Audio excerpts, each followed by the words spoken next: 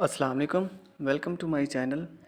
आज की इस वीडियो में हम पीएमएस के 2020 के पेपर को अच्छे तरीके से सॉल्व करने की कोशिश करेंगे। आइए तो चलते हैं पहले एमसीक्यूज़ की तरफ। फर्स्ट एमसीक्यूज़ है, the Shandur pass connects Chitral with Gilgit. Shandur pass Gilgit और चित्राल को कनेक्ट करता है। शंदूर पास की हाइट 3700 मीटर है। दूसरा, चार ऑप्शन इसके अंदर दिए हुए हैं। सवात, कागान, मालम जब्बा, ये तीनों सूबा केपीके में आते हैं। केपीके का नाम पहले सूबा सरहद था, फिर 2010 में 18वीं तरमीम के ज़रिए इसका नाम खैबर पख्तूनख्वा रखा गया था। सेकेंड एमसीक्यूज़ है, कराक्रम हाईवे बिटवीन पाक and China was completed in. Karakoram highway 1979 में कंप्लीट हुई थी, 1979 में, और इसको स्टार्ट किया गया था 1959 में। इसकी टोटल लेंथ 1300 किलोमीटर है, 810 माइल्स है। पाकिस्तान में ये 887 किलोमीटर है और चाइना में 314 किलोमीटर है। पाकिस्तान में कराक्रम हाईवे का नाम N35 है और चाइना में कराक्रम हाईवे का नाम N314 है। चाइना में इसे फ्रेंडशिप हाईवे भी कहा जाता है। थर्ड एमसीक्यूज़ है, टॉम्ब ऑफ ख्वाजा फरीद। ख्वाजा गुलाम फरीद का मज़ार कोट मिठन में है। इसी तरीके से पाक पत्तन में बाबा फरीद गान शक्कर का मज़ार है। मुल्तान में बहाउद्दीन ज़करिया का मज़ार है और झांग में हीर रांझा का मज़ार है। फोर्थ एमसीक्यूज़ है, नागा पर्वत is the highest peak of. Naga पर्वत हिमालयाज़ की हाईएस्ट पीक है। वैसे अमूमी तौर पर हिमालयाज़ की हाईएस्ट पीक माउंट एवरेस्ट है, जो दुनिया की सबसे बड़ी चोटी है। कराक्रम की सबसे बड़ी चोटी K2 है, जिसे गोडविन ऑस्टिन भी कहा जाता है। हिंदू कश की सबसे बड़ी चोटी त्रेचमीर है और सलमान रेंज की सबसे बड़ी चोटी सलमान तख्त है। फिफ्थ एमसीक्यूज़ है, river Kabul joins Indus river near. दरिया काबुल अटक के करीब इंडस रिवर के साथ मिल जाता है। दरिया काबुल अफ़गानिस्तान से ये आता है। इसकी टोटल लेंथ है 700 किलोमीटर। ये अफ़गानिस्तान में हिंदू कश रेंज के अंदर एक और रेंज है, सब रेंज, जिसे शंगलाक की रेंज कहा जाता है। शंगलाक की रेंज, वहाँ से ये ओरिजिनेट होता है रिवर काबुल, और फिर अटक के नज़दीक आकर इंडस रिवर में ये मिल जाता है। डेरा इस्माइल ख़ां ये KPK में आता है। काला बाग पंजाब में आता है। नौशहरा भी KPK में आता है। काला बाग आयरन की वजह से मशहूर है, और दूसरा काला बाग नवाब ऑफ काला बाग की वजह से मशहूर है। काला बाग डैम की वजह से भी मशहूर है। सिक्स्थ एमसीक्यूज़ है, the chairman of national economic council.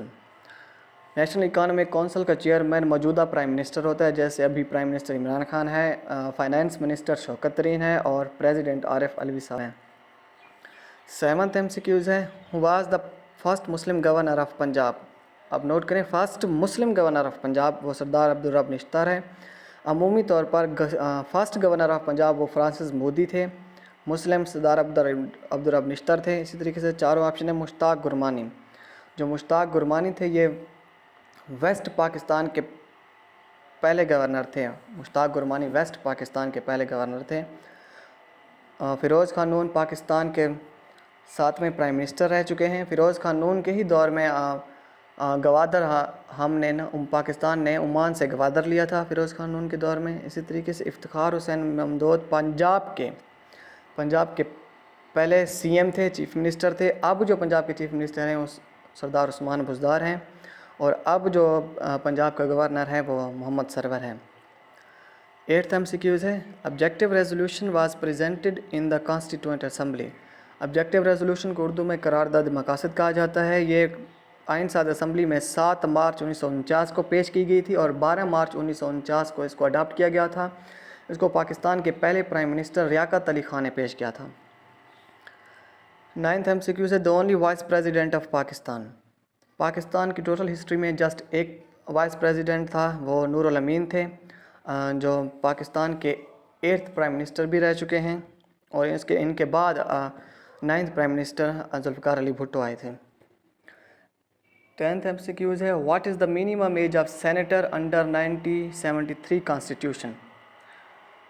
Total Pakistan के 3 कॉन्स्टिट्यूशन हैं, 1956, 1962 और 1973।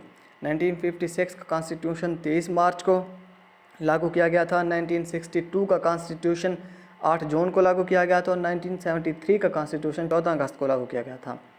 1956 का कॉन्स्टिट्यूशन सिकंदर मिर्ज़ा जो पाकिस्तान के पहले सदर थे उन्होंने पेश किया था। 1962 का कॉन्स्टिट्यूशन अयूब खान ने दिया था और 1973 का कॉन्स्टिट्यूशन जुल्फ़िकार अली भुट्टो ने दिया था। 1973 के कॉन्स्टिट्यूशन के मुताबिक सेनेटर की कम से कम एज 30 साल होनी चाहिए और MNA यानी मेंबर ऑफ नेशनल असेंबली की कम से कम एज 25 ईयर्स होनी चाहिए। 11th MCQs है, term of the office of election commissioner of Pakistan. Pakistan का जो इलेक्शन कमीशन था वो भी जब पाकिस्तान का पहला आइन बना था 23 मार्च 1956 को, तब ये बनाया गया था इलेक्शन कमीशन। उस वक्त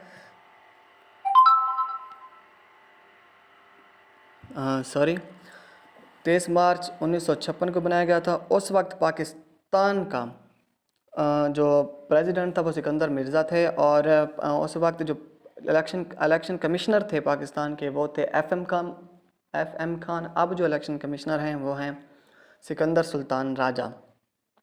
तो इसका जो टर्म होता है इलेक्शन कमिश्नर का वो 5 साल का होता है। 12th MCQs है कि प्राइम मिनिस्टर और चीफ मिनिस्टर के एडवाइस पर पाकिस्तान प्रेसिडेंट और गवर्नर असम्बलियों को जस्ट 48 आवर्स के अंदर ही तोड़ने के हामिल होते हैं, उसके बाद वो नहीं तोड़ सकते। 13 MCQs है, the only Muslim women who attended round table conference. Round table total 3 round table conferences हुई थी जो लंदन में हुई थी 1930 से 1932 तक।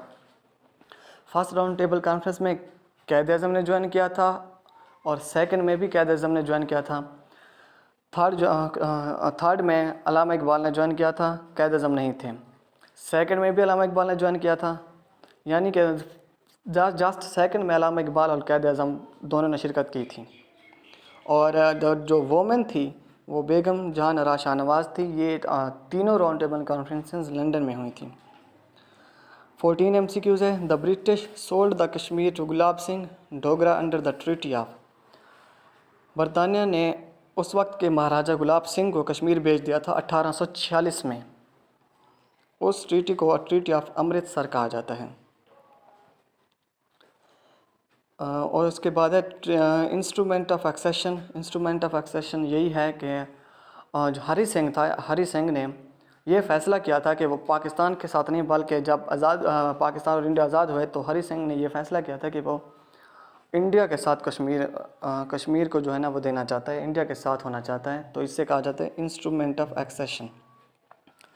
15 MCQs है, doctor Abdul Salam first Nobel recipient of Pakistan got PhD degree from which university. Doctor Abdul Salam इन्होंने नोबेल प्राइज़ फ़िज़िक्स में हासिल किया था 1979 में और इन्होंने PhD की थी यूनिवर्सिटी ऑफ कैम्ब्रिज से।